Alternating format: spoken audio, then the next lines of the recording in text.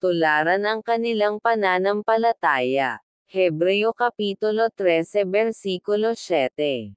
Alalahanin ninyo ang nangagkaroon ng pagpupuno sa inyo mga lalaki na siyang nangagsalita sa inyo ng salita ng Diyos, at sa pagdidili-dili ng wakas ng kanilang pamumuhay, ay inyong tularan ang kanilang pananampalataya.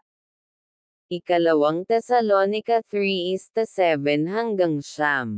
Sapagkat kayo rin ang nakakaalam kung paano kami ay inyong dapat tularan, sapagkat kami ay hindi nangagugali ng walang kaayusan sa inyo.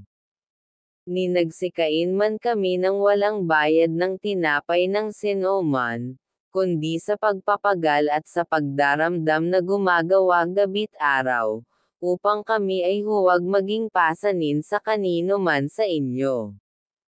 Hindi dahil sa kami ay walang karapatan, kundi upang kami ay manggakapagbigay sa inyo ng isang uliran, upang kami ay inyong tularan.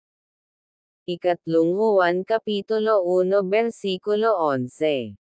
Minamahal, huwag mong tularan ang masama, kundi ang mabuti. Ang gumagawa ng mabuti ay sa Diyos, ang gumagawa ng masama ay hindi nakakita sa Diyos.